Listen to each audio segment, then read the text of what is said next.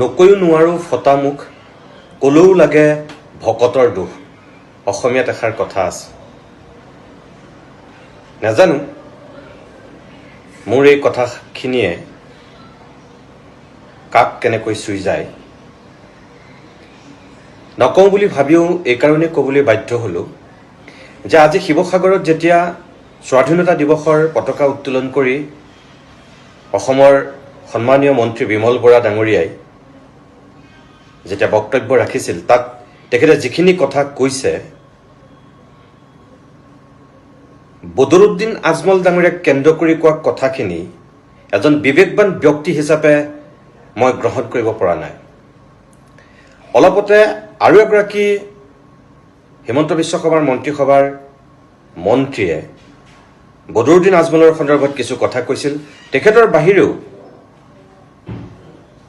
দুদিনমানৰ পিছতেই আৰু এগৰাকী মন্ত্ৰীয়ে কৈছিল এতিয়ালৈকে তিনিগৰাকী মন্ত্ৰীৰ মই তেনেকুৱা বক্তব্য দেখিলোঁ মোৰ প্ৰশ্নটো হ'ল এতিয়া যে আপোনালোকে বদৰুদ্দিন আজমলৰ বান সাহায্যক লৈ তেনেকুৱাকৈ কথা ক'ব পাৰিছে বদৰুদ্দিন আজমলৰ 500 টকাৰ ওচৰত জাতি বিক্ৰী নাযায় বুলি কৈছে বদৰুদ্দিন আজমলক সেৱা কৰাক লৈ আপোনালোকে যিখিনি আক্ষেপ প্ৰকাশ কৰিছে যেতিয়া বদৰুদ্দিন আজমলে শিৱসাগৰৰ বানাক্ৰান্ত ৰাইজৰ মাজত গৈ সাহায্য বিতৰণ কৰি আছিল তেতিয়া আপোনালোক ক'ত আছিল তেতিয়া আপোনালোকে কিয় ক'ব নোৱাৰিলে যে আজমলৰ সাহায্য নল'ব আৰু আজমলক ইয়াত সাহায্য বিতৰণ কৰিবলৈ দিয়া নহ'ব আজি যেটো দম্ভালি মাৰি অসমৰ একাংশ মন্ত্ৰীয়ে এই গোটেই ঘটনাটোক লৈ ৰাজনীতিৰ মেৰপেচলি টানি আনিছে এটো উচিত হৈছেনে চৰকাৰখনৰ এটা দুৰৱস্থা আসলতে বদৰুদ্দিন আজমলে উদঙাই দিলে নেকি এই যে 500 টকা লৈ মহিলাখিনিয়ে যে তেওঁৰ ওচৰত আঠুলোৱা বুলি আপোনালোকে কৈ আছে সেই মহিলাখিনিও স্পষ্টকৈ কৈছে যে তেওঁলোকে 500 টকাৰ কাৰণে কেতিয়াও বদৰুদ্দিন আজমলক সেৱা জনোৱা নাছিল এজন জ্যেষ্ঠ ৰাজনীতিক হিচাপে এজন জ্যেষ্ঠ ব্যক্তি হিচাপে তেওঁলোকে সমৰ্থন কৰিছিল আজি যদি সেই মানুহজন দাড়ি টুপি থকা মানুহ কাৰণে বদৰুদ্দিন আজমল হোৱাৰ কাৰণে মুছলমান হোৱাৰ কাৰণে যদি সেই দৃষ্টিভংগীৰে চাইছে সেই মানুহজন যদি পাঞ্জাবী হ'লহেঁতেন তেতিয়াহ'লেতো আমাৰ আপত্তি নাথাকিলহেঁতেন আৰু বদৰুদ্দিন আজমলক যদি এজন জ্যেষ্ঠ বুলি সেই মহিলাসকলে যদি সেৱা কৰিছিল আৰু তেওঁলোকে ইতিমধ্যেই স্পষ্ট কৰিছে এজন জ্যেষ্ঠ ব্যক্তি হিচাপে সেই সময়ত তেওঁলোকে তেখেতক সেৱা কৰিছিল আমিতো সৰুতেই শিকিছোঁ যে জ্যেষ্ঠজনক সেৱা কৰাটো আমাৰ সংস্কৃতি আমিতো কেতিয়াও সৰুতে শিকা নাছিলোঁ আমিতো কেতিয়াও সৰুতে পঢ়া নাছিলোঁ যে জ্যেষ্ঠজন হ'লেও মুছলমানক সেৱা কৰিব নালাগে অকল হিন্দুকহে সেৱা কৰিব লাগিব বুলি খ্ৰীষ্টানক সেৱা কৰিব নালাগিব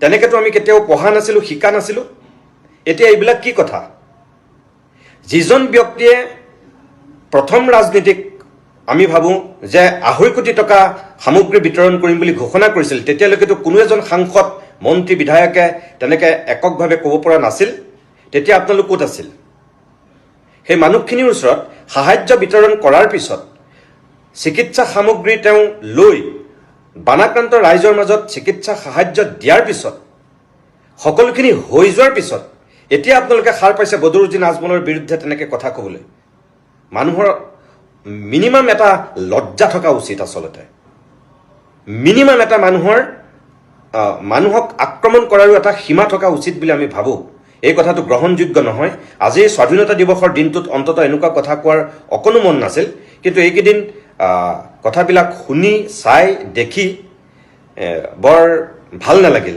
সেইকাৰণেহে কথাখিনি ক'লোঁ অকণমান আপোনালোকে বিবেচনা কৰি চাব ৰাইজ এতিয়া বহুতে কৈ আছে যে কণ্টেণ্ট ক্ৰিয়েটৰসকলে বদৰুদ্দিন আজমল ডাঙৰীয়াক ভগৱান বুলি কৈছে বহুতেই তেনেদৰে ভিডিঅ' বনাইছে কিয় নকম বদৰুদ্দিন আজমল ডাঙৰীয়াক ভগৱান বুলি কিয় নকম তেখেতে ভগৱানৰ নিচিনা আৰ্তজনৰ কাষত থিয় দিছে ইমান বিতৰ্ক হৈ আছে তেখেতক বহুতে কৈ আছে যে এনেকৈ সহায় কৰাৰ বাবে বহুতে তুচ্ছ তাচ্ছিল্যকৈ তেখেতক গালি পাৰি আছে হ'লেও বা তেখেত ক্ষান্ত হৈছেনে তেখেতে ৰাইজক যিমান পাৰে সিমান প্ৰত্যেক দিনাই সহায় কৰি গৈছে আৰু সকলোৱে তেখেতক ভগৱান বুলি ভাবিছে যিসকলে সমালোচনা কৰি আছে তেখেতক মিয়া মুছলমান বুলি কৈ আছে তেখেতৰ দৰে বাৰু কোনোবাই এনেদৰে এই দুৰ্ভগীয়া ৰাইজসকলক সহায় কৰিবলৈ যাব পাৰিছেনে কাৰ পইচা নাই কিয় যাব পৰা নাই? আচলতে বদৰুদ্দিন আজমল ডাঙৰীয়াৰ দৰে সেইসকল মানুহৰ বহল অন্তৰ নাই, তেনেদৰে দুখীয়াক সহায় কৰিব নোৱাৰে। আজি এই বিপদত অকল কণ্টেণ্ট ক্ৰিয়েটৰসকলে বা যিসকলে ভিডিঅ' বনাই আছে বদৰুদ্দিন আজমল ডাঙৰীয়াক ভগৱান বুলি কৈ আছে, অকল সেইসকলেই যে ভগৱান বুলি ভাবিছে সেইটো নহয়। যিসকল ৰাইজক তেখেতে সহায় কৰি আছে এই বিপদত অকণমানো অভাৱ অনুভৱ কৰিবলৈ দিয়া নাই, সেইসকল ৰাইজেও তেখেতক ভগৱানৰ দৰ্জা দিছে আৰু তেখেতৰ দীৰ্ঘায়ু কামনা কৰিছে। আমিও তেখেতৰ দীৰ্ঘায়ু কামনা কৰিছোঁ। যিজন ব্যক্তিয়ে অহোপুৰুষাৰ্থ এই বানাকান্ত ৰাইজৰ কাষত থিয় দি আছে, তেখেতক সঁচাকৈ ভগৱান বুলি ক'বই লাগিব। কাৰোবাৰ গা জ্বলন পূৰণ উঠিলে একো লাভ নাই। আৰু যিসকলে তেওঁক সমালোচনা কৰি আছে, আমি দেখাত দেই, ৰাইজে দেখাত আপোনালোকে কি দেখিছে মই নাজানো, কিন্তু সেইসকলে চকু পানী টুকি দেখুৱাইছে যে হিন্দু মহিলাই ভৰিত ধৰি সেৱা কৰাৰ কাৰণে তেওঁ কান্দিছে। আৰে তুমি হিন্দু, তোমাৰ লাজ লাগিছে মানি লৈছোঁ, তুমি কেইটকা দিলাহে, তোমাৰ কি পইচা নাই, তুমি দুখ পাইছা, কান্দিবলৈ ওলালা। যেতিয়া বানাকান্ত ৰাইজসকল যেতিয়া বানপানীত উটি বুৰি ফুৰিছিলে তেতিয়াতো তোমাৰ এষাৰ মাত নুশুনিলোঁ, তুমি ওলাই নাহিলা। আৰু এতিয়া যেতিয়া বদৰুদ্দিন আজমল নামটো ভগৱানৰ লগত তুলনা কৰিলে তোমাৰ লাজ লাগিলে, তোমাৰ চকু পানী ওলালে। সেইটো কাৰণে তুমি কৈছা কি হিন্দু আৰু মুছলিম। এতিয়া হিন্দু মুছলিম লাজ লাগিব লাগিছিলে, মুছলিমৰ যে ইমান সহায় কৰিবলৈ আছিলে, আমাৰ কি হিন্দুসকল দুখীয়া নেকি? আৰু এটা কথা কওক, যিসকলে সহায় কৰিছে হেভি এমাউণ্ট এটা দি বানাকান্ত ৰাইজক সহায় কৰিছে, আমাৰ অসমৰে হওক বা বাহিৰৰে হওক, প্ৰত্যেকজন মুছলমান মানুহ। ছলমান খান সেয়া মুছলমান মানুহ, তেওঁ চাওকচোন কেনেদৰে আহি বানাকান্ত ৰাইজক সহায় কৰিলে। মানি লৈছোঁ আমাৰ অসমীয়া মহিলাসকলে বদৰুদ্দিন আজমল ডাঙৰীয়াৰ ভৰিত ধৰিব নালাগিছিলে, ধৰিলে, সেইকাৰণে কিছুৱে দুখ পাইছে, চকুৰ পানী টুকিছে। এই যে কেইগৰাকীমান মহিলাই স্বামী হাৰা হ'ল, পুত্ৰ হাৰা হ'ল, সেই মহিলা কেইগৰাকীয়ে যে যেতিয়া অন্তৰ হিয়া ঢাকুৰি কান্দিছিলে পুত্ৰ হাৰা হৈ স্বামী হাৰা হৈ, তেতিয়া আপোনালোকৰ চকুৰ পানী ওলোৱা নাছিলে? এই যে আমাৰ অসমীয়া হিন্দু মহিলা কেইগৰাকীয়ে যে কান্দিছিলে আপোনজনক হেৰুৱাই বানপানীয়ে উটুৱাই দিয়াৰ পিছত, তেতিয়া আপোনালোকৰ দুখ লগা নাছিলে? এটা ডেকা ল'ৰাই উদঙে মুদঙে আহি পেলাই কৈছিলে, সি মোলৈ কিবা এটা আছে যদি দিয়কচোন কাপোৰ, মোৰ মালৈ দিয়ক। এজন বৃদ্ধাই কৈছিলে যে মোৰ মানুহজনীলৈ পেটিকোট এটা দিয়ক, তেতিয়া সেয়া নাই পোৱা, তেতিয়া চকু পানী নোলালে। এইবিলাক আমাৰ কণ্টেণ্ট ক্ৰিয়েটৰসকলে সহায় কৰিছেগৈ। যেতিয়া কণ্টেণ্ট ক্ৰিয়েটৰ গৈছে এজন বৃদ্ধ দেউতাৰ ওচৰলৈ, তেতিয়া সেই দেউতাজনে কৈছে যে মোৰ মানুহগৰাকীলৈ পেটিকোট এটা হ'বনে? তাতকৈ কিমান দুখৰ কথা, তেতিয়া চকু পানী নোলালে? কিবা আছেনে বাৰু তাতকৈ দুখৰ কথা? তেতিয়া যিগৰাকী কণ্টেণ্ট ক্ৰিয়েটৰ গৈছিলে তেখেতে কৈছে যে আপোনাৰ পুত্ৰ আছেনে? আছে মোৰ পুত্ৰ, কিন্তু মাইকী লৈ আঁতৰত থাকে। কিমান দুখ লাগিছে। আৰু সেই কথাত আমাৰ যিবিলাক মানুহৰ এতিয়া দুখ লাগিছে, আমাৰ হিন্দু মহিলাসকলে বদৰুদ্দিন আজমল ডাঙৰীয়া ভৰিত ধৰি সেৱা কৰিলে, সেইসকলৰ দুখ লাগিছে, চকুৰ পানী ওলাইছে, তাতকৈ দুখৰ বিষয় একো নাই বুলি উল্লেখ কৰিছে। কিন্তু সেই সময়ত তেওঁলোকক সহায় কৰাহেঁতেন আজি বদৰুদ্দিন আজমল ডাঙৰীয়াৰ ভৰিত ধৰিবলগীয়া হ'ল। বদৰুদ্দিন আজমল ডাঙৰীয়াই 3 দিনত 70 লাখ টকা প্ৰত্যেকগৰাকী বানাকান্ত মহিলাক হাতত আগবঢ়াই দিছে। কিয় আপোনালোকে পৰা নাই? এনেদৰে যে সমালোচনা কৰিছে। গতিকে দুখ কৰি লাভ নাই। যিজনে আৰ্তজনৰ ওচৰত থিয় দিছে, দুখত সমভাগী হৈছে, তেওঁক ভগৱানৰ দৰে ভাবিবই লাগিব। সেয়া কণ্টেণ্ট ক্ৰিয়েটৰ বুলি নহয়, ফেচবুকত ভিডিঅ' দিয়া মানুহ বুলি নহয়, আৰু সেয়া যিসকল বানাকান্ত ৰাইজ সেয়া বুলি নহয়।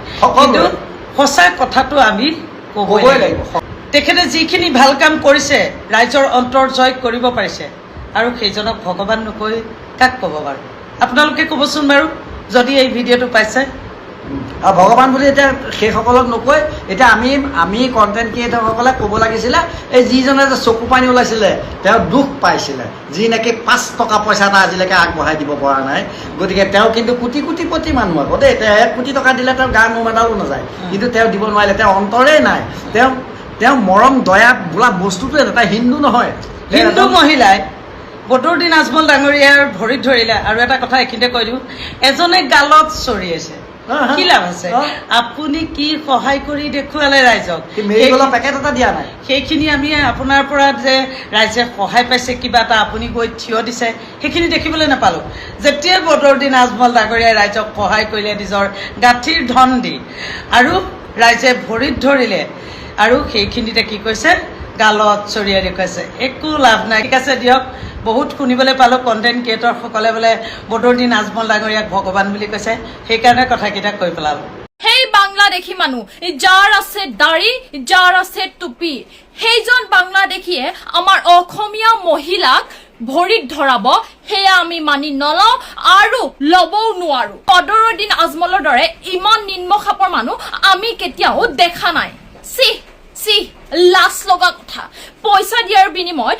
কোনোবাই ভৰি ধৰিব দিয়ে নেকি বদৰুদ্দিন আজমল ডাঙৰীয়াই কৈছিল মোক ভৰিত ধৰ মই আপোনালোকক দিম 500 টকা ভৰিত ধৰিছে 500 টকা দিছে ভৰিত ধৰিছে 500 টকা দিছে লাইন বাই লাইন এনেদৰে গৈ আছে এই দৃশ্য হ'ল ভাইৰেল ছচিয়েল মিডিয়াত এইবাৰ বহু লোকে বদৰুদ্দিন আজমলক দিলে গালি গালাজ আমাৰ অসমীয়া মানুহৰ সকলো নাক কাণ কাটি শেষ কৰিলে এই মিয়াটোৱে পিছে মিয়া মানুহক ভৰি ধৰে নেকি আমাৰ অসমীয়াৰ সকলো সন্মান শেষ হৈ গ'ল পিছে মই সেই স্থানীয় লোকৰ কিছুমান ভাষ্য আপোনালোকক শুনাবলৈ চেষ্টা কৰিম যে প্ৰকৃততে বদৰুদ্দিন আজমল ডাঙৰীয়াই কৈছিল কি কিয় বদৰুদ্দিন আজমল ডাঙৰীয়াই মহিলাসকলক ভৰিত ধৰিব লাগে বুলি তেওঁ কৈছিল প্ৰথমতে আপোনালোকে ভাষ্যটো শুনি লওক যে আসলতে ঘটনাটো হৈছিলে কি যে বৰ্তমান সময়ত বিভাগত তুৰপাল লাগি আছে এখন বদৰুদ্দিন আজমল চাহাব আহোঁতে আমি 1 ঘণ্টা আগৰ পৰা বিশেষকৈ আমাৰ লোকেল ল'ৰাবিলাক আছে বিশেষকৈ মই আছোঁ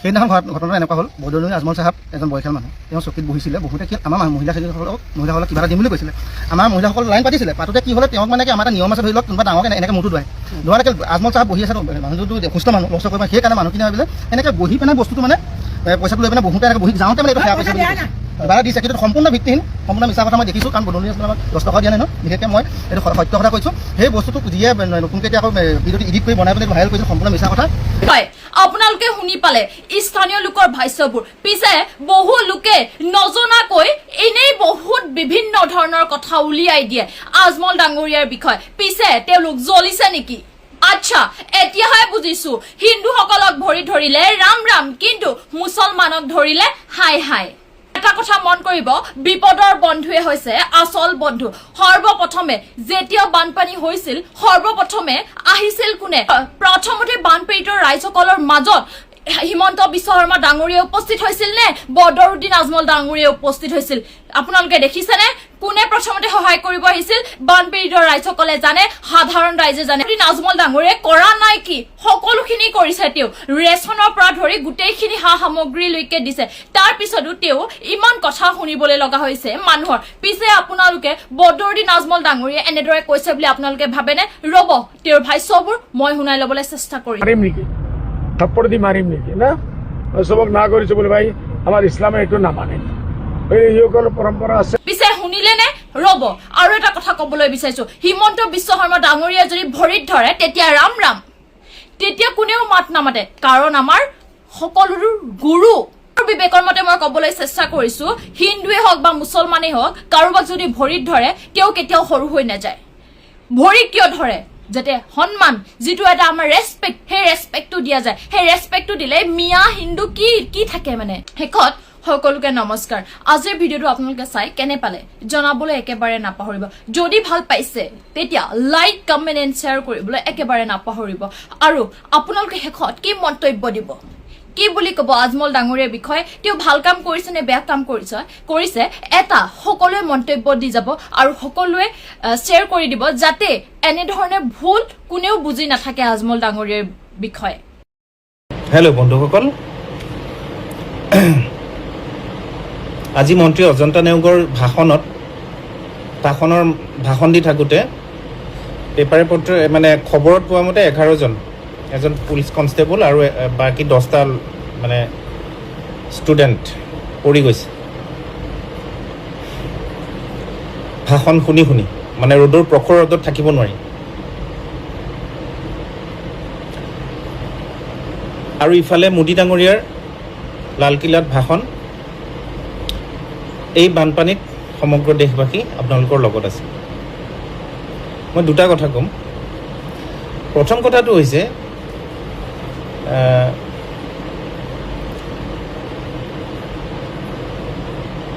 আজি যদি এই বানপানী, আজি শিৱসাগৰ চৰাইদেউৰ বানপানী যদি ইলেকশ্যনলৈ 15 দিন থাকোঁতে হ'লহেঁতেন, 15 দিন থকা অৱস্থাত হ'লহেঁতেন, তেতিয়া প্ৰধানমন্ত্ৰীটো দূৰৰে কথা, গোটেই চেণ্ট্ৰেল কেবিনেট হয়তো উঠি আহিলেহেঁতেন আৰু ইমানেই সাহাৰ্য দিলেহেঁতেন আপুনি পাগল হৈ গ'লহেঁতেন, ভাবিব নোৱাৰে। এইবাৰ বানপানী হওঁতে ইলেকশ্যন নাই, ইলেকশ্যনৰ সময় নহয় এইটো, গতিকে প্ৰয়োজনবোধ কৰা নাই, নকৰিলে আহিবলৈ, প্ৰধানমন্ত্ৰীয়ে আহিবলৈ প্ৰয়োজনবোধ নকৰিলে। 100 বছৰৰ মূৰত হোৱা এনেকুৱা এটা বানপানী, গৃহমন্ত্ৰী নাহিলে, কোনোবা এজন পঠাই দিলে, JP নাড্ডাক পঠালে নেকি, কোনোবা এজনক পঠালে। গতিকে এখেতসকলৰ চিৰিয়াছনেছ সিমানখিনি। আপোনালোক হৈছে ভোটাৰ হিচাপে একোটা একোটা গিনিপিক, আমি একোটা একোটা গিনিপিক। আমাৰ ওপৰত এক্সপেৰিমেণ্ট চলি থাকে, আমাৰ ওপৰত এক্সপেৰিমেণ্ট চলে, কেনেকৈ ইম'চনেল অত্যাচাৰ কৰিব পাৰি, ইম'চনেলি আমাক পতাব পাৰি, চাইক'লজিকেলি আমাক ব্ৰেইন ৱাছ কৰিব পাৰি। তেওঁলোকৰ গোটেই বছৰটো সেইটোৱে কাম। বাকী ডেভেলপমেণ্টৰ কামটো আপোনালোকে দেখিছে, বিকাশৰ কামটো দেখিছে, ষ্টক মাৰ্কেটৰ অৱস্থা দেখিছে, টকাৰ ডাউনফল দেখিছে, বস্তু বাহানিৰ দাম দেখিছে, বিজনেছ ক্ষেত্ৰখন দেখিছে, বিজনেছমেনবোৰৰ অৱস্থা দেখিছে। কিন্তু আপুনি আজি যদি লালকিল্লাৰ ভাষণটো শুনিলেহেঁতেন, আপুনি ভাবিলেহেঁতেন আপুনি কোনোবা এখন পৃথিৱীত আছে, উৰি ফুৰিছে, আমেৰিকা পাৰ কৰি একদম আকাশত উৰি ফুৰিছে আপুনি ঈগল উৰাত। গতিকে কথাবোৰ তেনেকুৱা। আপোনালোকে শুনি খুব বাহবাহো দিছে চাগে। এই কোটি কোটি জনসাধাৰণক এই ধৰণে তাৰমানে পলিটিচিয়ানবোৰে মূৰ্খ সজাই আছে, আৰু জনসাধাৰণ কেতিয়াও জাগ্ৰত নহয়। বিবেকটো কেতিয়া বৃদ্ধি হ'ব, বিবেকে কেতিয়া কাম কৰিব জনসাধাৰণৰ, সেইটোহে ডাঙৰ কথা। আজি যদি নিৰ্বাচনৰ সময়ত এই বানপানীটো হ'লহেঁতেন, আজমল দূৰৰে কথা, ইউটিউবাৰ দূৰৰে কথা, কোটি কোটি টকাৰ সাহাৰ্য দলিয়াই পেলাই দিলেহেঁতেন, মানে কি শিৱসাগৰক দি দিলেহেঁতেন। কাৰণ তেতিয়া ভোটৰ কথা থাকে, এতিয়া ভোটৰ কথা নাই। আৰু এই সময়খিনিত মানুহে পাহৰিব, সেই সময়লৈ হয়তো 10,000 বা 5,000 কিবা এটা টকা দি দিব, টকা দিয়াৰ ফলত মানুহে পাহৰি যাব। কথাবোৰ তেনেকুৱা। এওঁলোকৰ মূল উদ্দেশ্য ভোট ল'ব লাগে, ভোট ল'ব লাগে, নিৰ্বাচন জিকিব লাগে। তাৰ পিছৰখিনি আমাৰ ইচ্ছামতে আমি নিজৰ মতে কৰি থাকিম। আদানীক এয়াৰপৰ্ট দিম, আম্বানীক কণ্ট্ৰেক্টবোৰ দিম, জিঅ'ৰ বিল বঢ়াম, এয়াৰটেলৰ বিল বঢ়াব, আমাৰ একো প্ৰব্লেম নাই। মিঠাতেলৰ দাম বঢ়াব, আমাৰ একো প্ৰব্লেম নাই। তেওঁলোক চলি থাকিব, তেওঁলোকে শাসনভাৰ পোৱাৰ পিছত আৰু চিন্তা নাই। নিৰ্বাচনৰ আগে আগে আকৌ 2 টকা পেট্ৰলৰ দাম কমাই দিব, এনেকুৱা তাৰমানে। আৰু এইবোৰ দেখি আছে ৰাইজে, দেখি থকাৰ পিছতো হিন্দু মুছলিমৰ আফিম খুৱাই পেলাই আপোনালোকক মানে এনাস্থেচিয়া দি ৰাখিছে। অপাৰেশ্যন কৰাৰ আগতে যেনেকৈ এনাস্থেচিয়া দিয়ে, এনাস্থেচিয়া দি যি কয় হিপনটাইজ কৰি ৰাখিছে এই সহজ সৰল মানুহবোৰক।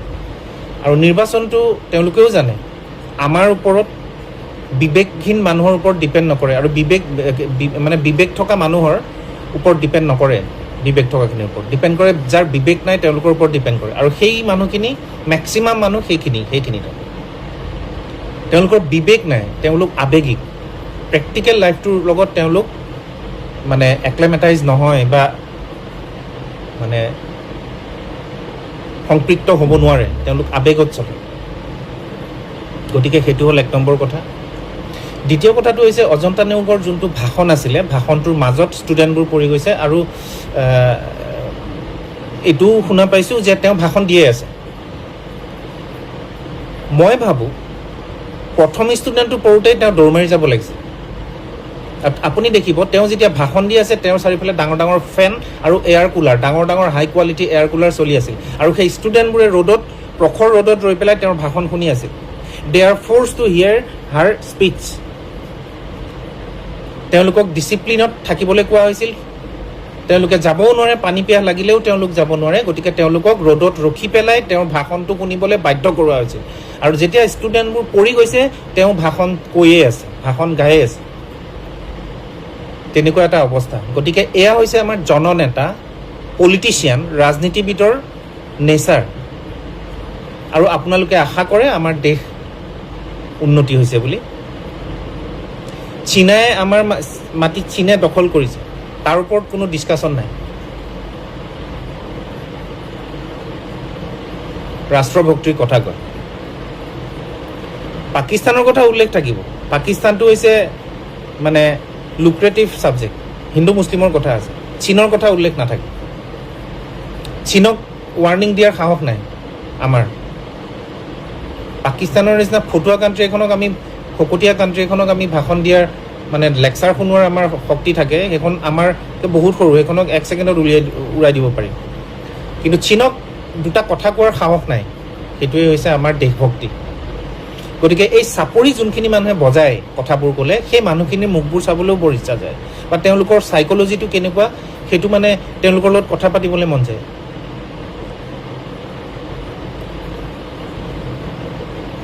স্বাধীনতা দিৱসৰ দিনা, দেশ স্বাধীন হোৱাৰ দিনা, এতিয়ালৈকে খবৰ পোৱা মতে 11টা ষ্টুডেণ্ট ঢলি পৰিছে ৰ'দত, অজন্তা নেওগে ভাষণ দি আছে। সেইটোৱে হ'ল তেখেতৰ বিবেক আৰু ৰাইজৰ বিবেক। তেওঁৰ চাৰিওফালে হয়তো এয়াৰ কুলাৰ, ডাঙৰ ডাঙৰ পাংখা, ডাঙৰ ডাঙৰ বৰ অফিচাৰ বহি তেওঁক হাৱা দি আছিলে, যি সময়ত ষ্টুডেণ্টকেইটা মাটিত বাগৰি পৰিছিল। তেওঁ এতিয়ালৈকে হয়তো স্পষ্টীকৰণ এটাও চাগে দিয়া নাই, বা তেওঁ খবৰ কৰিবলৈ গৈছে নাই ষ্টুডেণ্টকেইটাৰ, সেইটোও সন্দেহজনক। আমি দেখা নাই। আজি 80 স্বাধীনতা দিৱসৰ দিনা এইবোৰ মানে শুনিবলৈ পাই বৰ দুখ পাইছোঁ। আৰু অন্ততঃ বিবেক, ৰাইজে অন্ততঃ বিবেক, নিজৰ বিবেক প্ৰয়োগ কৰক। কিবা এটা কথা ক'লে বস্তুটো কি, কিয় কৈছে, তাক এটলিষ্ট অনুসন্ধান কৰক। কথাটো সঁচা নে মিছা, কিয় কৈছে, কথাটো কোৱাৰ বাবদ কি ৰিয়েকশ্যন হ'ব পাৰে, পাব্লিক ৰিয়েকশ্যন কি হ'ব পাৰে, আমাৰ সমাজত কেনেকুৱা প্ৰভাৱ পৰিব পাৰে, তাকে নকৰি ঢৌত আপোনালোকে ভোট দি ৰাজনীতিবিদবোৰক জিকায়, আৰু জিকাৰ পিছত তেওঁলোকৰ কথাবোৰ আপোনালোকে দেখিছেনে? তেওঁলোকে আজি এজনে কৈছে মানে অন্ততঃ সেৱা কৰিব নালাগিছিল। তোমালোকে কি, কোনে কাক সেৱা কৰিব তোমালোকে ঠিকা লৈ থৈছা নেকি? ৰাইজৰ ঠিকা লৈ থৈছা তোমালোকে?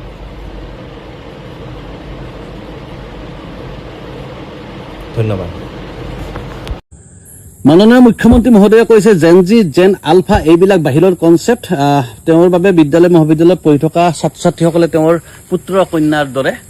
এতিয়া মুখ্যমন্ত্ৰী মহোদয়ক প্ৰশ্ন সুধিব খুজিছো যে চেঞ্চাছৰ নামত যে চৰকাৰী বিদ্যালয়ৰ শিক্ষকসকলক মানুহৰ ঘৰে ঘৰে পঠোৱাৰ ব্যৱস্থা কৰা হৈছে, বা তেওঁলোকক প্ৰশিক্ষণ দি থকা হৈছে, 17 তাৰিখৰ পৰা তেওঁলোক মানুহৰ ঘৰে ঘৰে ঘূৰিব, সেইসকল শিক্ষক নোহোৱাৰ পিছত তেওঁৰ পুত্ৰ কন্যাক কোনে পঢ়াব? মানে চৰকাৰী বিদ্যালয়ত পঢ়ি থকা ছাত্ৰ ছাত্ৰীসকলৰ কি হ'ব?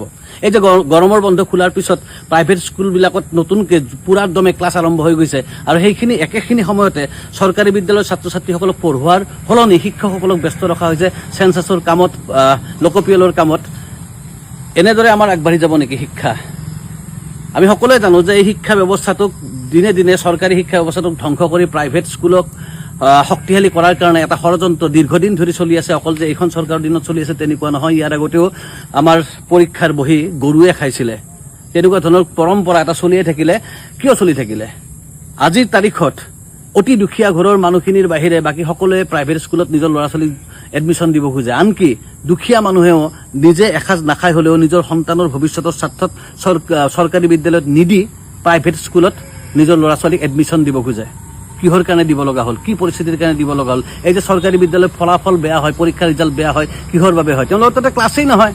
এই পেলুৰ দৰৱ দিবৰ কাৰণে যাব, এই লোকপিয়লৰ কামত যাব, এই ইলেকশ্যনৰ ডিউটিত যাব, এই বেলেগ কিবা কামত যাব। কিবা কাম আহিলেই শিক্ষকসকলক দায়িত্ব দিয়া হয় যে তোমালোকে পঢ়াব নালাগে, এইটো কামত যোৱা। এয়া এটা ষড়যন্ত্ৰ। এই ষড়যন্ত্ৰৰ কথা অসমৰ ৰাইজে বুজি পোৱাটো উচিত। কিহৰ বাবে শিক্ষা ব্যৱস্থাটোক দুটা ভাগত বিভক্ত কৰা হৈছে? ধনীৰ বাবে বেলেগ, দুখীয়াৰ বাবে বেলেগ। একে সময়তে আমি গম পাইছোঁ যে ছেমিষ্টাৰৰ এডমিশ্যনৰ সময়ত নে পৰীক্ষাৰ এডমিশ্যনৰ সময়ত হঠাৎ 7,500 পৰ্যন্ত ফিজবিলাক বঢ়াই দিয়া হৈছে। ইমান পইচা সেই ছাত্ৰ ছাত্ৰীসকলে কেনেকৈ দিব? অথচ কোৱা হৈছে যে তেওঁলোক আমাৰ মাননীয় মুখ্যমন্ত্ৰী মহোদয়ৰ নিজৰ কন্যা সন্তানৰ দৰে, পুত্ৰ সন্তানৰ দৰে। এনেকৈ তেওঁলোকৰ পঢ়া শুনা বৰবাদ কৰি তেওঁলোক কেনেকৈ আপোনাৰ পুত্ৰ কন্যা হ'ব পাৰে? এবাৰ ভাবি চাব মুখ্যমন্ত্ৰী মহোদয়। আপুনি যদি সঁচাকৈ অসমৰ ইতিহাসৰ শ্ৰেষ্ঠ মুখ্যমন্ত্ৰী হয়, সঁচাকৈ যদি আপুনি এজন বুদ্ধিমান শক্তিশালী মানুহ হয়, তেতিয়াহ'লে আপোনাৰ শাসনকালত আচলতে চৰকাৰী ব্যৱস্থা, শিক্ষা ব্যৱস্থা 1 নম্বৰত আহিব লাগিছিলে। কিন্তু সেইটো নহয়, ধ্বংসৰ পথত গৈ আছে। তাৰ কাৰণ এইটো এটা শেহতীয়াভাৱে যে যেতিয়া গৰমৰ বন্ধ খুলিছে সকলো স্কুলত। ঐ হিমন্ত মামা, হিমন্ত মামা, হেই আপুনি কাক তদন্ত কৰিম বুলি কৈছে? কাক তদন্ত কৰিম বুলি কৈছে? ইউডিপা বোলে বাসত্তৰজনক বোলে তদন্ত কৰিম বোলে কি বেয়া কাম কৰিলে ইউডিপা কিজনে কি বেয়া কাম কৰিলে সিহঁতে বানাকান্ত ৰাইজক বাকচ বনাই দান বৰঙণি তুলি তুলি 2 টকা 1 টকাকে দানহে দিলেগে একোতো নিজৰ পকেটত সোমোৱা নাই নহয় আৰু এই যিসকল আমাৰ এই ইউডিপাসকলো বৰ ধনী নহয় সিহঁতি যেনে তেনে ইউটিউব কৰি যেনে তেনে 2 টকা চলি থাকেহে আপুনিতো মুখ্যমন্ত্ৰী দেৱ আপুনিতো জপা হ'লেও আপুনি ধন আপুনি মাৰিব পাৰে আমাৰ ইউডিপাখিনিয়ে 2 টকা ধন তুলি যিসকলে বানাকান্ত ৰাইজক সহায় দিলে আপুনি বোলে 72জনক বোলে তদন্ত কৰিম বোলে কিয় তদন্ত কৰিব মই এইটো ভাল দেখা নাই আপুনি খোৱাপানৰ কাৰণে তদন্ত কৰক ফুল কোমলীয়া ছোৱালীবোৰ যে মাৰি যে একদম যে ৰেলৰ আলিত পেলাই দিছে সেইখিনি তদন্ত কৰক আৰু বেয়া কাম কৰি আছে বহুতে সেইখিনি তদন্ত কৰক আৰু নাৰী নিৰ্যাতন কৰি চলাই আছে সেইখিনি কৰক এইখিনি ইউডিপাৰ 72জন আপুনি তদন্ত কৰিবলৈ কোনো একো দৰকাৰ নাই নহয় আপুনিও কিবা এটা দিছে মুখ্যমন্ত্ৰীয়ে কিন্তু ইউডিপাখিনিও সহায় তেতিয়াহ'লে যি সময়ত সহায় দিব লাগিছিলে সেই সময়তো আপুনিতো দিব নোৱাৰিলে হ'লেও বা পাছত দিলে আপুনিতো মুখ্যমন্ত্ৰী দেৱ হয় ইউডিপাখিনিয়েতো এটা সংগঠনৰ ইউডিপা গাঁৱৰ ৰাইজে স্কুলৰ ছাত্ৰ ছাত্ৰীসকলে দান বৰঙণি উঠাই বানাকান্ত ৰাইজক সহায় দিলেগে আপুনি আকৌ তাত আকৌ উল্টাই পেলাই কৈছে কি বোলে তদন্ত কৰিম এইটো কিন্তু মই বেয়া দেখা নাই আপুনি যিখিনি তদন্ত কৰিব লাগে সেইখিনি কৰক এইবোৰ ইউডিপা ওপৰত তদন্ত কৰি লাভ নাই কৈছে নহয় যিখিনি বেয়া কাম কৰি আছে ক'ৰবাত খোৱাপানৰ ঘাটি আছে ক'ৰবাত মালৰ ঘাটি আছে বেয়া কাম কৰি আছে ক'ৰবাত সৰু ফুল কোমলীয়া ল'ৰা ছোৱালী পেলাই তেলৰ আলিত পেলাই দিছে কাটি মাৰি ধ্বংস কৰিছে সেইবোৰ আপুনি গুণ্ডামিখিনিক এতিয়া হেৰি কৰক বচ কৰক বেয়া কাম কৰাখিনি এইখিনি তদন্ত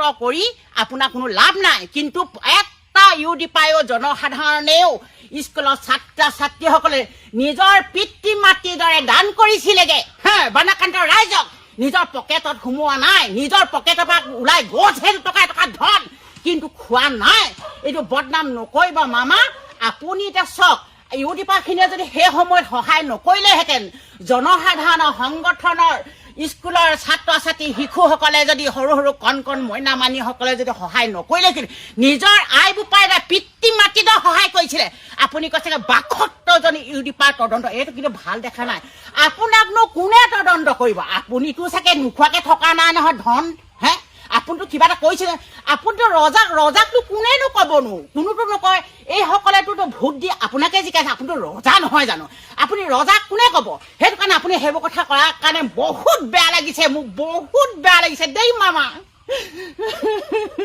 কেলে ক'ব বহুত দুখ লাগিছে বানাকান্ত ৰাইজে আজিও ভালকে এমুঠি ভাত খাব পৰা নাই নিজৰ মৰমৰ ঘৰখনত বনাই আজি ঘৰখন থাকিব পৰা নাই আপুনি কি কথা কৈছে মই বৰ দুখ পাইছো মামা আপুনি সেইবোৰ নকৰিব কৈছো আপুনি যিমান পাৰে সেইসকলক বানাকান্ত ৰাইজসকলক সহায় কৰক কিন্তু মই নজনাই কথাবোৰ কিছুমান মই নিউজত পালে 2-এটা মই প্ৰশ্ন চাই উত্তৰ কাটো মোৰ লগতে নাথাকো খাং খচকে কওঁ কিন্তু মই ইমান শুনাব নাজানো তাতে যদি ভুল ভ্ৰান্তি আপোনালোকে শুধাই ল'ব আৰু মামা আপুনিও একো দুখ ধাই নধৰিব কিন্তু ক'বলগীয়াটো কৈছো আপুনি ৰজা হ'লেও মই প্ৰজাৰহে আমি আপোনাক ভোট দি জিকাই থৈছো আপোনাক যদি ভোট নিদিয়া হ'লে আপুনি জানো ৰজা হ'লহেঁতেন জানো আপুনি তেনেকে নক'ব ইউটিউবাৰখিনিক নক'ব কৈছো নহয় নক'ব কৈছো মই ইমানকে কৈ ভিডিঅ'টো ইমানকে সামৰণি মাৰিলো ৰাজ্যলৈ নমস্কাৰ জনাই আজমল ডাঙৰীয়া বোলে উজনি অসমত মানে চকু পৰিছে তেওঁ ইয়াত খিতাপ ল'ব বিচাৰিছে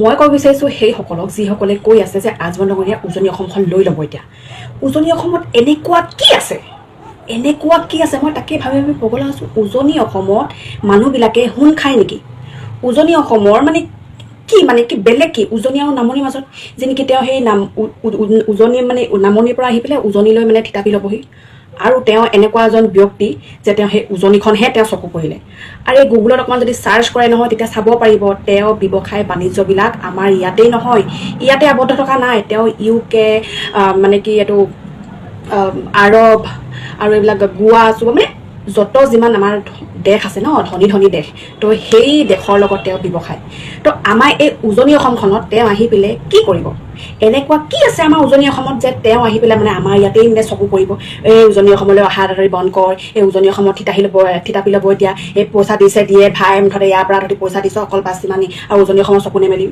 মই তাকে ভাবিছোঁ উজনি অসমত এনেকুৱা কি আছে আমাৰ ইয়াত সোণৰূপ আছে নেকি বাৰু আমাৰ ইয়াত সোণৰূপ আছে নেকি মই তাকে ভাবিছোঁ আমিহে পোৱা নাই সোণৰূপবিলাক কিছুমানে কিজান পাইছে তো সেইটো কাৰণে বদৰুদ্দিন আজমল ডাঙৰীয়া আমাৰ উজনি অসমলৈ আহিব দিয়া নাই আমিহে উজনি অসমৰ আমিহে আজিলৈকে একো পোৱা নাই বাৰু সেইটো কথাটো বাদ দিয়ক তো যদি নহয় আপোনালোকে চাৰ্চ কৰিবলৈ লয় নহয় বদৰুদ্দিন আজমল ডাঙৰীয়াৰ তেওঁ ব্যৱসায় বাণিজ্যবিলাক তেতিয়াহ'লে আপুনি পাগল হৈ যাব মই খালি চাৰ্চ কৰিছিলোঁ আৰু মই মানে পাগল হৈ গৈছোঁ পাগল মানে কি তেওঁ এনেকুৱা এজন মানে ব্যৱসায়িক মানে প্ৰতিষ্ঠান আছে ব্যৱসায় প্ৰতিষ্ঠান আৰু তেওঁ এজন এনেকুৱা গণ্যমান্য ব্যক্তি আৰু সেই ব্যক্তিজনক এসোপাই মানে লালু পাঞ্জু ঘাটিয়াম বাটিয়ামে এনেকুৱা বেহুদা কথাবিলাক কৈছে মই কৈছোঁ তহঁতক সেই চববিলাকত ব্যৱসায় তহঁতক ঘেণ্টা কৰিবলৈ নলয় তহঁতক হাগি দাং পাৰিবলৈ নলয় মই তহঁতক কৈ দিলোঁ যিকেইটা এতিয়া বাই বকি আছে নহয় যে উজনি অসমলৈ আহি আমাৰ উজনিখন সাৰাপিবলৈ অ' মাই গড এবাৰ চাৰ্চ কৰি চাবি গুগলত ইউটিউবত নহয় ইউটিউবতো পাই যাবা ভাই কিন্তু গুগলতো মিছা মানে একো নিদিয়ে ন তো মিছা মানে একো বাতৰি প্ৰকাশ নকৰে তো গুগলত চাৰ্চ কৰিব আৰু আপোনালোকে সকলোখিনি তথ্য পাব মই কালি চাৰ্চ কৰি পেলাই মই অকণমান আচৰিত হৈছোঁ সঁচাকৈ কেনেকুৱা এজন ব্যক্তি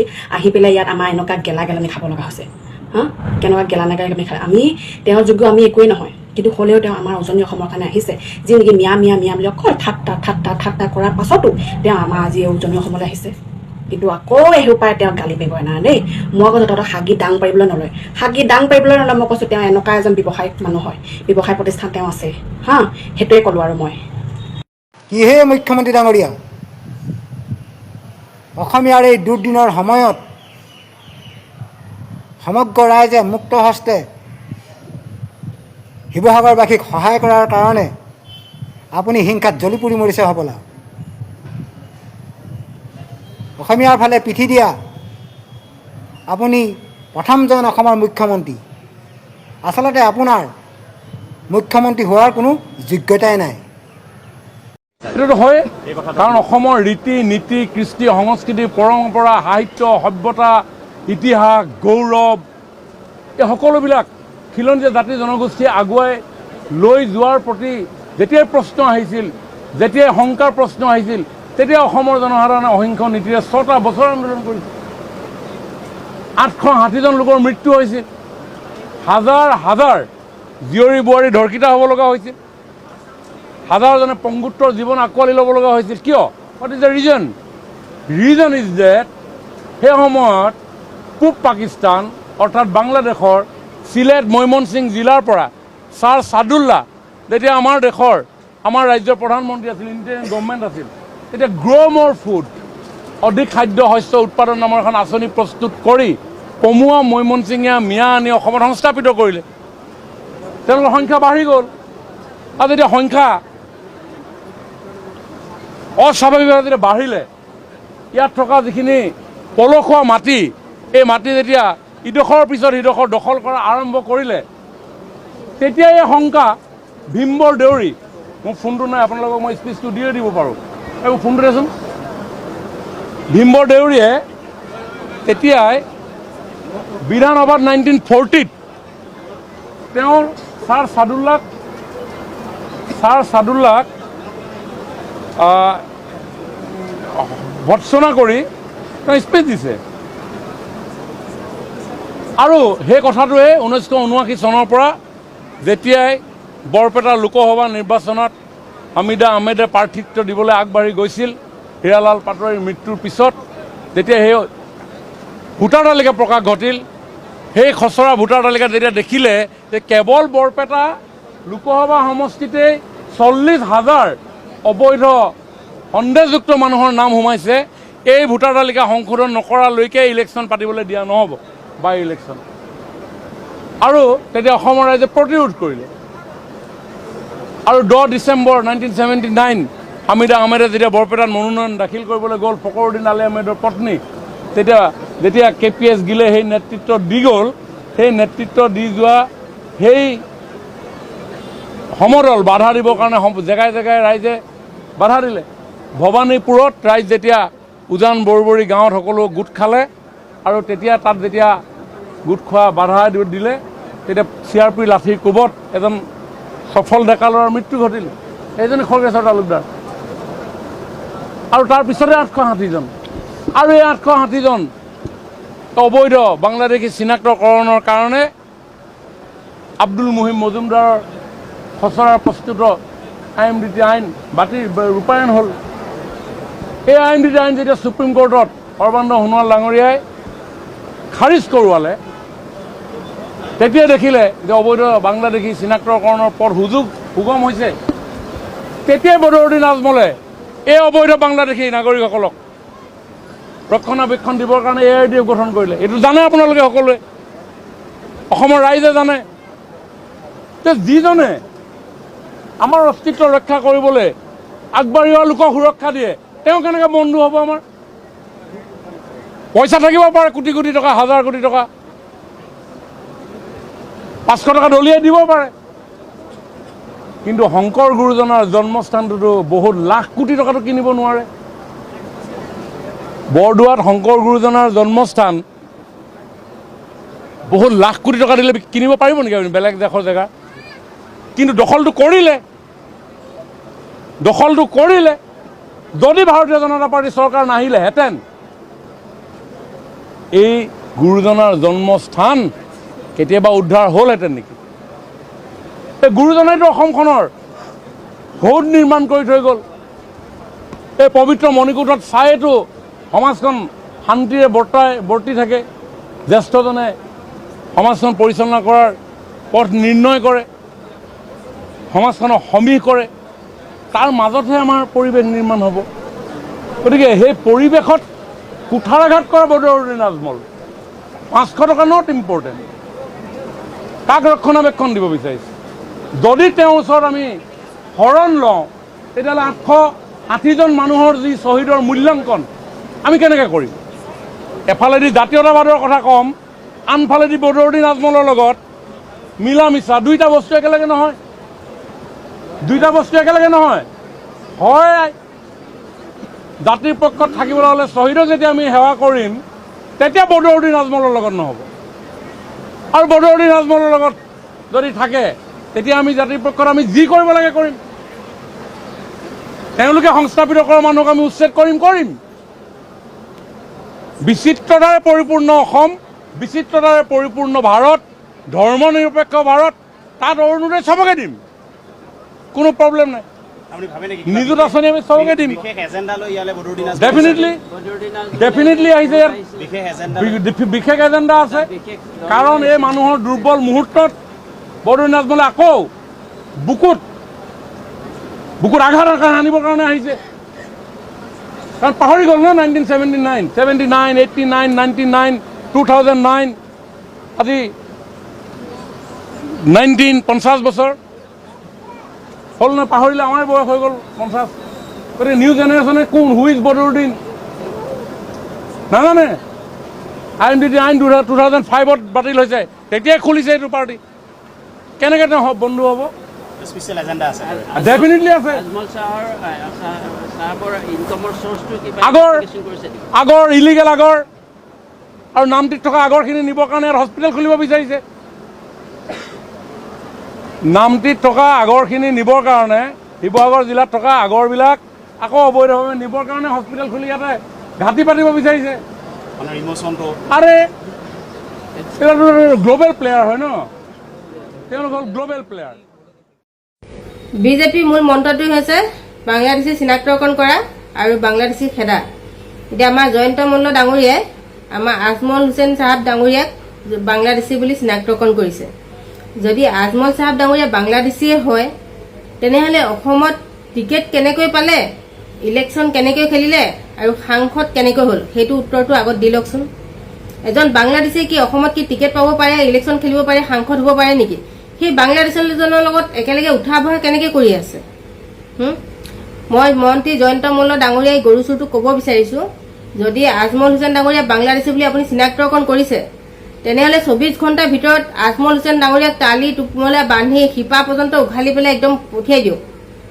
যদিহে আজমল হুছেইন ডাঙৰীয়াক বাংলাদেশী বুলি আপুনি চিনাক্তকৰণ কৰিব নোৱাৰে, তেনেহ'লে 24 ঘণ্টাৰ ভিতৰত জয়ন্ত মল্ল ডাঙৰীয়াই আজমল হুছেইন ডাঙৰীয়াৰ ওচৰত ভৰিত ধৰি, কাণত ধৰি ক্ষমা খুজিব লাগিব। এই ভিডিঅ'টো ইমানেই শ্বেয়াৰ কৰক যাতে জয়ন্ত মল্ল ডাঙৰীয়াই কাণত ধৰি আঁঠু কাঢ়ি ক্ষমা খুজিবলৈ বাধ্য হয়। কিমান আৰু মিছা মাতিব মহোদয়? আপোনাৰ মতে কি উজনিয়ে বানৰ কাৰণে কয়লা খনন আৰু শিল খনন জগৰীয়া নহয়? কয়লা আৰু শিল খননৰ ফলত কি এই বান হোৱা নাই? যদি প্ৰকৃততে হোৱাই নাই তেতিয়াহ'লে কি উৎসৰ পৰা আচলতে এনেদৰে মহাপলয় এই উজনিত হ'ল? তাৰ প্ৰকৃত উৎস বিচাৰি লোৱাৰ দায়িত্ব কি আপোনাৰ নহয়? আমি বাৰম্বাৰ দাবী উত্থাপন কৰি আছোঁ, প্ৰতিজন বানাক্ৰান্তই আজি হাহাকাৰ কৰি আছে যে প্ৰকৃত উৎস বিচাৰি উলিয়াব লাগে, কিন্তু আজিলৈকে আপুনি এখন উচ্চস্তৰীয় সমিতি গঠন কৰিব নোৱাৰিলে। আমি কেনেকৈ আপোনাক আস্থা আৰু বিশ্বাসত ল'ম? আপুনি যিদৰে মিছাৰ উপৰি মিছা আপুনি মাতিবলৈ ধৰিছে, আপোনাক এজন সকলোতকৈ সৰ্বশ্ৰেষ্ঠ এজন মিছলীয়া বুলি ক'বলৈ আজি আমি বাধ্য হৈছোঁ। আপুনি কৈছে অসমৰ ক'তো আজি তাৰিখত কয়লা নাই। ঠিক আপোনাৰ এই বিবেকক আমি ধিক্কাৰ জনাইছোঁ। কি কথা ক'ব আহে? অসমত কয়লা নাই? মাৰ্ঘেৰিটা লিডুত কি কয়লা নাই? উমৰাংচুত কি কয়লা নাই? নাগিনীমৰাত কি কয়লা নাই? ক'ত কয়লা নাই? অসমতো বিভিন্ন প্ৰান্তত কয়লা সিঁচৰিত হৈ আছে। 226টা পইণ্ট আছে কয়লাৰ, তথ্যই কয়, কিন্তু আপোনাৰ সেই তথ্য আপোনাৰ হাতত নাই, নে জানিও নজনাৰ ভাও ধৰে। এইবিলাক কিন্তু কেতিয়াও জাতিটোৰ কাৰণে সুৰক্ষিত নহয়। কি আপোনালোকে আমাক মাৰি পেলাম বুলি ভাবিছে নেকি? উজনি অসমৰ এই বানাক্ৰান্তক কি আপোনালোকে মাৰি পেলাম বুলি ভাবিছে নেকি? এইবাৰ 100জন মৰিলে, ইয়াৰ 512 বানত কি 1000জনক মাৰিব, লাখজনক মাৰিব? আপোনালোকে এইটোৱেই নীতি হ'ব নেকি? এনেকৈ হৈ থাকিলে নহ'ব। আপুনি ইয়াৰ উপযুক্ত তথ্য কিহৰ পৰা প্ৰকৃততে এই বান বিভীষিকাৰ সৃষ্টি হ'ল তাৰ তথ্য আপোনালোকে উলিয়াব লাগিব অনতিপলমে। আমি গম পাইছোঁ, আমি কিছু চ'ৰ্চৰ পৰা গম পাইছোঁ যে নাগিনীমৰাৰ কিছু ওপৰত এটা জলবিদ্যুৎ প্ৰকল্প 2024 চনতে স্থাপন হৈছে, আধাৰশিলা কৰি হৈছে। তাৰপিছত নিশ্চিতভাৱে নাগালেণ্ড চৰকাৰে সেই জলবিদ্যুৎ প্ৰকল্পটো কাম নকৰাকৈ থকা নাই, কিন্তু আজিৰ তাৰিখত সেই জলবিদ্যুৎ প্ৰকল্পটোৰ কথা একেবাৰে আলোচনালৈ অহা নাই। কিয়? আপোনালোকে NOC দিয়া নাছিল নেকি? যদি দিছিল তেতিয়াহ'লে তাৰ ওপৰতো আপোনালোকে বিচাৰ কৰিব নালাগে নেকি? নে তথ্যবিলাক লুকুৱাবৰ কাৰণে চেষ্টা কৰা হৈছে? প্ৰকৃত কাৰণ কি? ইমান বেছি বৰষুণ নিছিল নে নাগালেণ্ডৰ সেই মন জিলাত, যাৰ কাৰণে আজি তাৰিখলৈকে অসমৰ বহু ঠাইত এতিয়াও পানী জমা হৈ থাকিব লগা হৈছে? 12 ফুটৰ ওপৰত পানী গৈছে।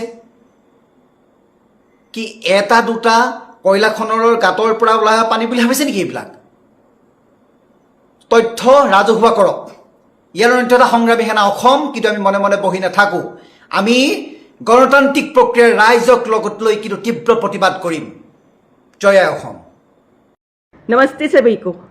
आज हमें देखने के लिए मिल रहा है असम की चीफ मिनिस्टर जी का बकवास, और ये बकवास बिल्कुल असम वाले लोग नहीं मानेंगे। बाढ़ स्टार्ट हो गई थी तभी आपको पहुंच जाना चाहिए था। जिस टाइम में असम सरकार की ज़रूरत थी उस टाइम असम सरकार नहीं पहुंचे, उस टाइम असम की जनता वहां तक पहुंची थी। छोटे छोटे यूट्यूबर, फेसबुक क्रिएटर, छोटे छोटे जो एक्टर एक्ट्रेस लोग हैं असम की और नॉर्थ ईस्ट की, वो लोग वहां पे पहुंची थी और वहां पे अटके हुए लोगों को रेस्क्यू करके लाई थी। असम सरकार 6 दिन के बाद पहुंची। क्यों इतना लेट हुआ था? असम सरकार को जहां पे बाढ़ हुआ था, लोगों को बचाने के लिए, लोगों को वहां से रेस्क्यू करने के लिए, लोगों तक पानी खाना सब कुछ पहुंचाने के लिए 6 दिन का टाइम क्यों लगा? 6 दिन का टाइम क्यों लिया आपने? 6-7 दिन का टाइम क्यों नहीं पहुंचा असम सरकार? आपको कहीं जाने के लिए आप प्राइवेट चेक यूज करते हो, वो चाहे प्राइवेट चेक को आप लोगों को बचाने के लिए क्यों यूज नहीं किया? आज लोगों को मरने के लिए क्यों छोड़ दिया? इस बाढ़ में जो लोग मर गए हैं ना, जितना हजारों लोग मरे हैं ना, उनका आप गिनती नहीं दे पा रहे। कुछ 80% काम लोगों ने, पब्लिक ने खत्म किया। 80% काम हो चुका था। 80% जो खाना पीना कपड़ा लता लोगों तक पहुंचाना वो आसाम के पब्लिक और छोटे छोटे यूट्यूबर लोग, फेसबुकर लोग, जो वहाँ का एक्टर एक्ट्रेस लोग और इंडिया का जो बॉलीवुड का एक्टर एक्ट्रेस लोग, यूट्यूबर लोग, सब कुछ पैसे कलेक्ट करके वहाँ पे पहुँचाया। खाना पीना सब कुछ पहुँचाया। खाने पीने के लिए पंजाब के लोग तक वहाँ पहुँच गए। उसके बाद आसाम सरकार पहुँचे। शर्म नहीं आ रही है आपको बोलने के लिए? कहाँ गया आपकी सरकार का गृह मंत्री? कहाँ गया भारत सरकार का गृह मंत्री? कहाँ गया वो अमित शाह? कहाँ छुपा हुआ है? कौन सी गड्ढे में छुपा हुआ है वो? 6 साल पहले 2001 में वादा किया था गृह मंत्री अमित शाह ने कि आसाम में एक बाढ़ नहीं होगा। आसाम में जो बाढ़ होता है उसका नामो निशान खत्म कर दूंगा, ये कहा था ना। कहाँ है अमित शाह? क्यों नहीं आया अमित शाह? कहाँ है वो प्रधानमंत्री नरेंद्र मोदी जी जिसको मेलोडी चॉकलेट खाने में इंटरेस्ट है? कहाँ है वो? क्यों नहीं आया आसाम में? सबसे ज्यादा जरूरत की टाइम में मुंह फेर लिया है गृह मंत्री। शकल नहीं देखा पा रहे आसाम में गृह मंत्री। जो वादा किया था वो नहीं कर पाया है गृह मंत्री। धोखा दिया है आसाम की जनता को गृह मंत्री। आज उसको बचाने के लिए ये नौटंकी कर रहे हैं असम की चीफ मिनिस्टर हेमंत बिस्वा शर्मा जी। आपकी नौटंकी असम में नहीं चलेगा। असम की जनता पर जो डोनेशन उठा के, जिन लोगों ने बॉक्स पकड़ के डोनेशन उठा के लोगों तक, गरीबों के घर तक पहुंचा रहे, उसको लेके खटक रहा है इसकी मन में, कहीं सरकार का बदनाम ना हो जाए। जनता ही अगर सारा काम कर रहा है तो वहाँ का असम की सरकार, असम सरकार क्या कर रहे है? ये बात लोगों तक पहुंच रहा है, इसीलिए खटक रहा है हेमंत बिस्वा शर्मा जी को। इसीलिए ये आज ये बात अनाउंस किया है कि डोनेशन मत करो, रास्ता रास्ता जाके मत डोनेशन उठाओ। अगर देना है तो व्यक्तिगत तौर से दो। क्यों दे व्यक्तिगत तौर से?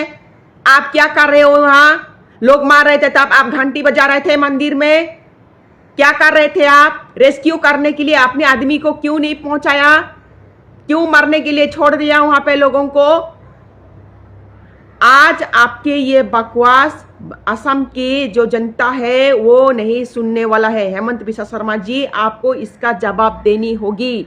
कहीं सारा चीज अगर असम के जनता ही करेंगे तो असम सरकार का बदनामी होगा। इसकी डर से आज ये बात ये कह रहा है। आपका ये ड्रामा और नौटंकी नहीं चलेगा।